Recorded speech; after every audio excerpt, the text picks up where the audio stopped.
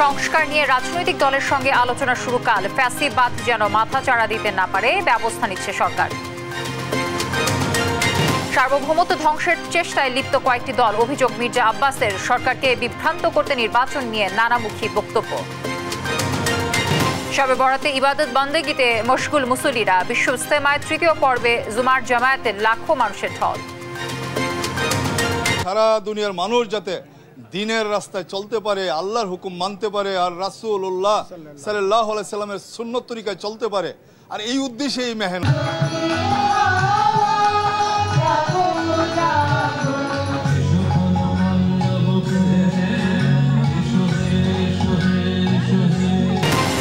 আগুন ঝরা ফাগুনে রাজধানী সহ দেশে জুড়ে বসন্ত উৎসব। রং ছড়িয়ে বিশ্ব ভালোবাসা দিবস উদযাপন।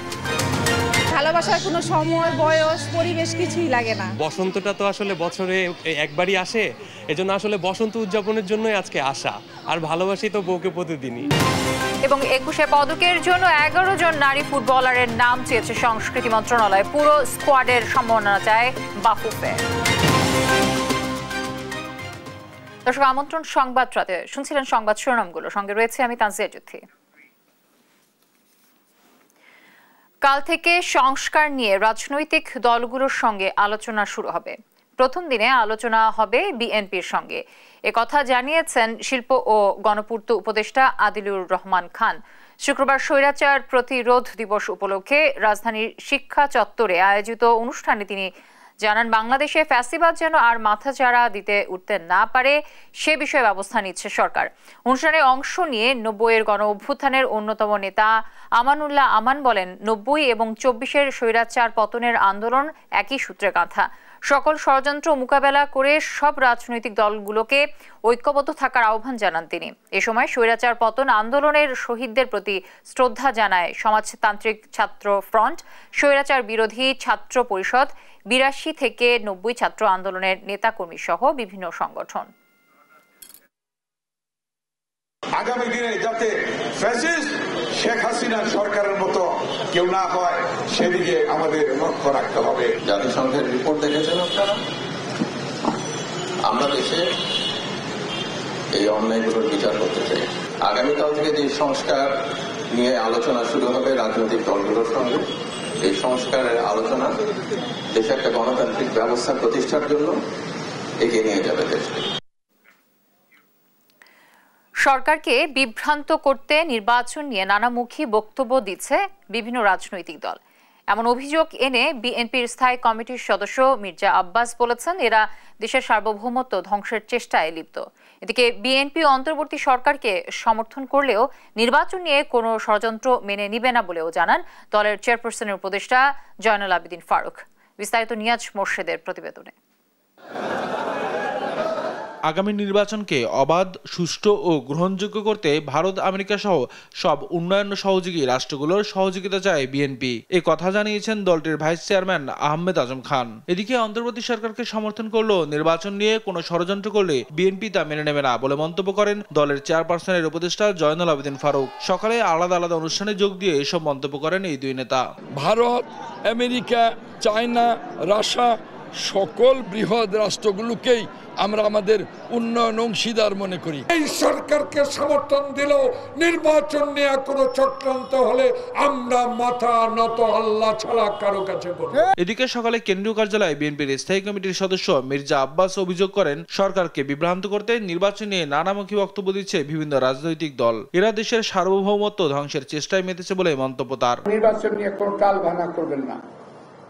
আমি সরকারকে বলছি না, আমি বলছি এই সরকারকে বিভ্রান্ত করার জন্য বিভিন্ন রাজনৈতিক দল বিভিন্নভাবে নির্বাচন নিয়ে বিভিন্ন কথা বলছেন, এই সরকারকে অস্বস্তির অবস্থা ফেলে দিচ্ছেন। আমরা এই সরকারকে বলতে চাই, আপনারা ডিসেম্বরের ঘোষণা দিয়েছেন, ডিসেম্বরে নির্বাচন দিন, আমরা সকল সময় নির্বাচনের জন্য প্রস্তুত। বিকেলে নয়াপল্টনে বিএনপির সিনিয়র যুগ্ম মহাসচিব রুহুল কবির রিজভী বলেন, জাতীয় সরকার নির্বাচন আর স্থানীয় সরকার নিয়ে বিতর্ক তৈরি করলে তা বিরাজনীতিকরণ করা হবে। রাজনৈতিক বিকশিত শক্তির মধ্যে দিয়ে যত নির্বাচন আছে সেই নির্বাচন হবে, এটাও তো একটা ডিপলিটিসাইজেশন, এটাও তো বিরাজনীতিকরণ। এই বিতর্কটা নিয়ে এসে স্থানীয় সরকার আগে না পার্লামেন্ট আগে, গণতন্ত্র যেন বারবার হোঁচট না খায় সেজন্য প্রয়োজনীয় সংস্কার শেষে দ্রুত নির্বাচন দিতে আহ্বান জানান রিজভী। নিয়াজ মোর্শেদ, দেশ টিভি, ঢাকা। সংযুক্ত আরব আমিরাতের দুবাইয়ে ওয়ার্ল্ড গভর্নমেন্টস সামিটে যোগদান শেষে দেশে ফেরেন অন্তর্বর্তীকালীন সরকারের প্রধান উপদেষ্টা ডক্টর মোহাম্মদ ইউনূস। শুক্রবার বিকেল ৫টায় তাকে বহনকারী ফ্লাইট ঢাকার হজরত শাহজালাল আন্তর্জাতিক বিমানবন্দরে অবতরণ করে। বিষয়টি নিশ্চিত করেন প্রধান উপদেষ্টা প্রেস উইং জানান, সংযুক্ত আরব আমিরাতের ক্রীড়া মন্ত্রী ডক্টর আহমেদ বেলহুল আল ফালাসি প্রধান উপদেষ্টাকে দুবাই বিমানবন্দরে বিদায় জানান। পরে এমিরেটসের একটি ফ্লাইটে দেশে ফিরেন প্রধান উপদেষ্টা।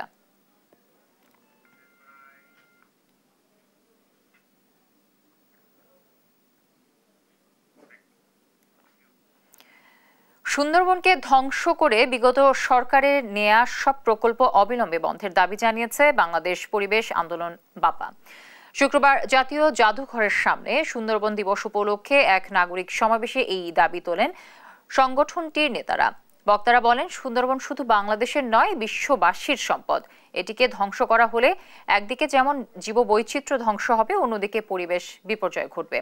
তাই অবিলম্বে সুন্দরবন ও আশেপাশের সরকারি বেসরকারি সব প্রকল্প ও স্থাপনা নির্মাণ বন্ধ ও অপসারণের দাবি জানান তারা।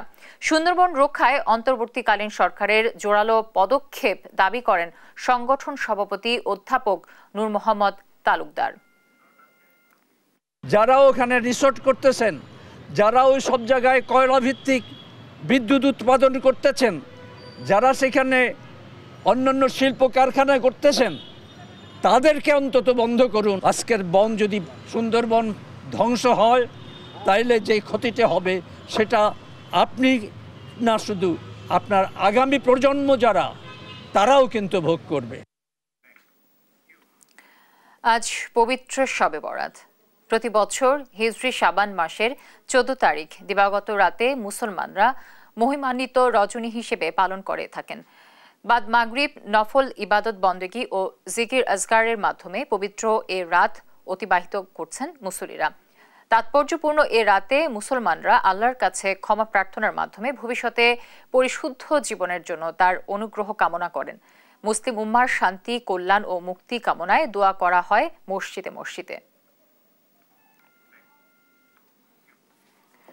টঙ্গীর তুরাক পাড়ে লাখো মুসল্লির উপস্থিতিতে চলছে বিশ্ব ইজতেমার 3য় পর্ব। শুক্রবার ফজরের নামাজের পর আম বয়ানের মাধ্যমে শুরু হয় আনুষ্ঠানিকতা। দুপুরে ইজতেমা ময়দানে হয় দেশের বৃহত্তম জুমার জামাত। ইজতেমাকে ঘিরে নেওয়া হয়েছে কঠোর নিরাপত্তা। বিস্তারিত আলিমুজ্জামান সাফওয়ানের রিপোর্টে। শুক্রবার ফজরের নামাজের পর আমবয়ানে শুরু হয় বিশ্ব ইজতেমার 3য় পর্ব। এতে অংশ নেয় দিল্লির নিজামুদ্দিন মার্কাজের অনুসারী তাবলিগ জামাতের মুসল্লিরা। সকালে উপস্থিতি কিছুটা কম থাকলেও জুমার নামাজের আগে ভিড় বাড়তে থাকে মুসল্লিদের। জুমার নামাজে ইমামতি করেন মাওলানা সাদের বড় ছেলে মাওলানা ইউসুফ বিন সাদ। নামাজ শেষে দেশ ও জাতির কল্যাণ কামনা করে দোয়া করেন ইজতেমায়গত মুসল্লিরা। সারা দুনিয়ার মানুষ যাতে দিনের রাস্তায় চলতে পারে, আল্লাহর হুকুম মানতে পারে, আর রাসূলুল্লাহ সাল্লাল্লাহু আলাইহি সাল্লামের সুন্নত তরিকায় চলতে পারে, আর এই উদ্দেশ্যে এই মেহনত। দেশ এবং জাতির জন্য যাতে কল্যাণ বয়ে আনে, আর হচ্ছে সবাই যাতে হচ্ছে সুখে শান্তিতে থাকতে পারে দেশে, তো আমরা হচ্ছে এই কামনাই করছি আর কি। ইজতেমায় দেশি মুসল্লিদের পাশাপাশি অংশ নেন বিশ্বের বিভিন্ন দেশ থেকে আগত মুসল্লিরাও। ইজতেমায় সার্বিক পরিস্থিতি নিয়ে সন্তোষ প্রকাশ করেন তারা। Sukseskan Istimak Bangladesh 2025. Insyaallah semoga Istimak Bangladesh sukses. बहुत अच्छी खिदमत करता है बांग्लादेश और बहुत अच्छा मामलात के मामले में, व्यवहार के मामले में बहुत अच्छा है। ভিসা জটিলতায় বিদেশি অতিথি এবার কিছুটা কম হলেও বিশ্বের 48টি দেশের 3 থেকে 4,000 মুসল্লি অংশ নেবেন বলে জানান নিজামুদ্দিন অনুসারীদের মিডিয়া সমন্বয়ক। আমরা আশা করতে আছি প্রায় 3,500 মতো বিদেশি মেহমান আমাদের এখানে উপস্থিত হবে, কিন্তু গতবার প্রায় 10,000 মতো বিদেশি মেহমান ছিল, আর আমরা তো খুব অল্প সময় পেয়েছি। আপনারা জানেন 9 তারিখ আমরা মাঠ বুঝে পেয়েছি, তার আগে আমাদের ইজতেমার মাঠ নিয়ে অনেক অনিশ্চয়তা ছিল। তারপরও আমাদের আলহামদুলিল্লাহ বিদেশি মেহমানরা ব্যাপকভাবে আসতে আসে বিভিন্ন দেশের, এখন পর্যন্ত প্রায় 48টা দেশের মেহমান এসে উপস্থিত হয়েছে। এর আগে আইন শৃঙ্খলা সার্বিক প্রস্তুতি নিয়ে সংবাদ মাধ্যমে কথা বলেন গাজীপুর মেট্রোপলিটন পুলিশের কমিশনার। বলেন ইজতেমাকে কেন্দ্র করে সোশ্যাল মিডিয়ায় দেওয়া হুমকি উড়িয়ে দিচ্ছেন না, বরং সেই অনুযায়ী নিরাপত্তা জোরদার করা হয়েছে। ধর্মপ্রাণ মুসলমানরা এখানে প্রচুর সমবেত হবে।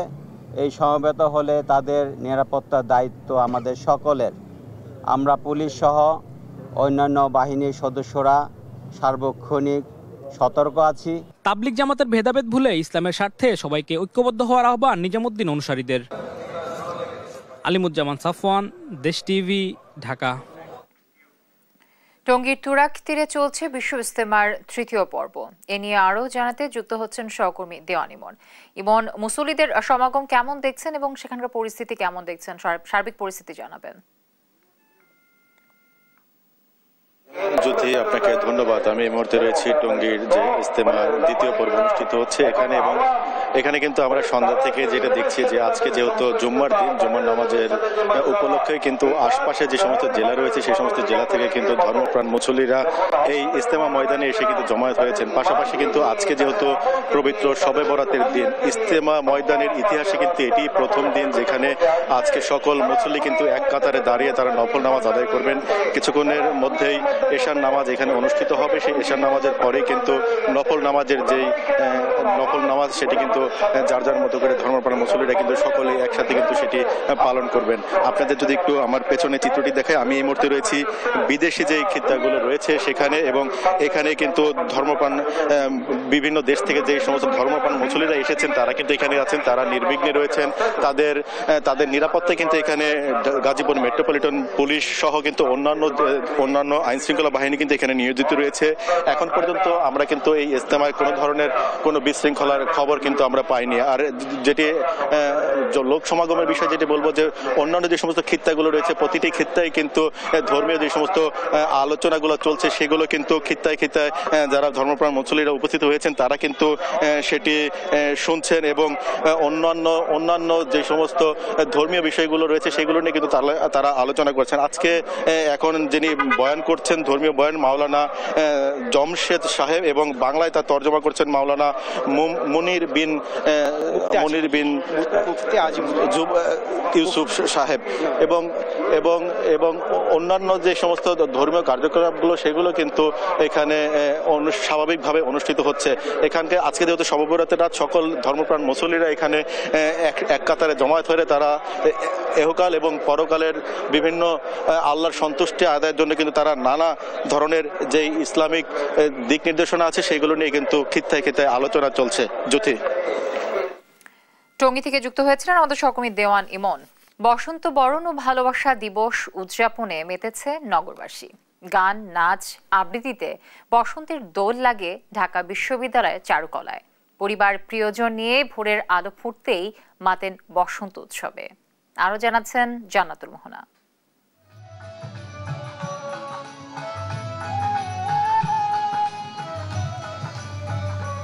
চারিদিকে রঙের ছোঁয়া, বাসন্তী আর লালে মিলেমিশে একাকার। দেখেই বোঝা যাচ্ছে আজ বসন্ত।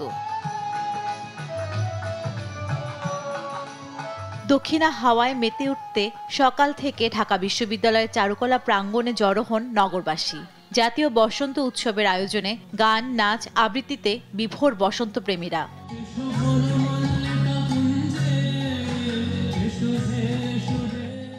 হাতে খোপায় ফুল বেঁধে তরুণীদের পাশাপাশি নিজেদের ফেলে আসার সময় স্মৃতিচারণ করতে আসেন বয়স্করাও। বসন্তের যে অফুরন্ত ভালোবাসা প্রকৃতির, যা সবার মধ্যে বিলিয়ে যাক, এটা আমরা শুভকামনা জানাই সবাইকে। প্রাকৃতিক সৌন্দর্যটাও খুব ভালো থাকে এবং প্রাকৃতিক পরিবেশটাও ভালো থাকে। শীতকালে রুক্ষর পরে যখন বসন্ত আসে আমাদের আসলে অনেক ভালো লাগে। বসন্তের যে আবহাওয়া, এই যে পাখির কিচির কিচির আওয়াজ এবং আমাদের প্রকৃতির লাবণ্যতা সবকিছু মিলিয়েই বসন্ত। মনের আনন্দকে বাক্সবন্দি করতে ছবি তুলে ব্যস্ত সময় পার করেন অনেকে। ভালোবাসা দিবস হওয়ায় দিনটি বিশেষ কপোতকপতিদের জন্য। শাড়ি পাঞ্জাবি পরে হাতে হাত ধরে পথ চলতে উৎসবে মাতেন তারাও। বসন্তটা তো আসলে বছরে একবারই আসে, এজন্য আসলে বসন্ত উদযাপনের জন্যই আজকে আসা। আর ভালোবাসি তো বউকে প্রতিদিনই। না, ভালোবাসা একদিনের জন্য কেন হবে? ভালোবাসা হলো সারা জীবনের জন্য, সারাক্ষণের জন্য। ভালোবাসার কোনো সময়, বয়স, পরিবেশ কিছুই লাগে না। যার মনে বসন্ত আছে তার মনে ভালোবাসার 7 রঙের সব রঙই রয়েছে। বসন্ত আছে বিদায় তো ভালোবাসা। বসন্ত অনুভবে মনে জাগানো আবেগের বহিঃপ্রকাশই ভালোবাসা। আর এমন অনুভূতি ছড়াবে প্রিয়জন থেকে আপনজনে, প্রত্যাশা সবার। বসন্তের হাওয়ায় প্রেমের রাঙা রঙে ফুলে ফুলে বেঁধে থাকে স্বপ্নের মিষ্টি গন্ধ। বসন্তের সজীবতায় জীবন ভরে উঠুক আনন্দে। জান্নাতুল মোহনা, দেশ টিভি, ঢাকা। সরবরাহ ঠিক থাকায় অপরিবর্তিত রয়েছে বেশিরভাগ সবজির দাম, তবে মুরগির দাম বেড়েছে কেজিতে 20 থেকে 30 টাকা। এছাড়া এখনও কাটেনি সয়াবিন তেলের সংকট। তারেক মাহমুদ সুজনের প্রতিবেদন। শুক্রবার বাজার ঘুরে দেখা যায় টমেটো বিক্রি হচ্ছে কেজি প্রতি 30 থেকে 40 টাকায়, আলু 25 টাকায়, শসা প্রকারভেদে 50 থেকে 70 টাকা, বেগুন বিক্রি হচ্ছে কেজি প্রতি 40 থেকে 50 টাকায়। তবে মুরগির দাম বেড়েছে কেজিতে 20 থেকে 30 টাকা। ব্রয়লার বিক্রি হচ্ছে কেজি প্রতি 200 টাকা, কক মুরগি 280 টাকা, সোনালী 320 টাকা, দেশি মুরগি বিক্রি হচ্ছে কেজি প্রতি 580 টাকায়। এছাড়াও গরুর মাংস বিক্রি হচ্ছে কেজি প্রতি 780 টাকা ও খাসির মাংস 1200 টাকায়। সোনালী মুরগি 310 থেকে 20, আর লাল লেয়ার বেচতেছি আপনার 330। লেয়ার আগে আমরা যে দামে কিনতাম তার থেকে অন্তত 40-50 টাকা কেজিতে বেশি আছে। আগে 280 টাকার মধ্যে নিতে পারছি, এখন সেটা হচ্ছে 350 টাকা পর্যন্ত আসছে। দেশি মুরগি বাচ্চা মুরগি নিচে 580, দাম বাড়তি গত সপ্তাহে নিচ্ছি 500 টাকা করে, এবার 580 কেজি। সার্বিক দাম তো অনেক চড়া দাম, আসলে সাধারণ মানুষের জন্য আসলে খুব কষ্টের বিষয়। এদিকে বাজারে এখনো কাটেনি সয়াবিন তেলের সংকট। বিক্রেতারা বলছেন চাহিদা অনুযায়ী সরবরাহ পাচ্ছেন না তারা। তৈল বাজারে আছে, দাম তেমন বাড়ে নাই, বাজারের সংকট, তৈল নাই। দুই দিন পর পর এক কারণ তৈল দেয় কোম্পানি ডিলাররা, সকালে টাকা নিলে বিকালে এক কারণ তেল দেয়। ওই 4টা তেল আমরা পাই, এমনি অ্যাভেলেবেল তেল বাজারে আসে না, অ্যাভেলেবেল তেল আমরা বাজারে পাই না। দাম নিয়ন্ত্রণে বাজার মনিটরিং বাড়ানোর দাবি জানান ক্রেতারা। তারেক মাহমুদ সুজন, দেশ টিভি, ঢাকা।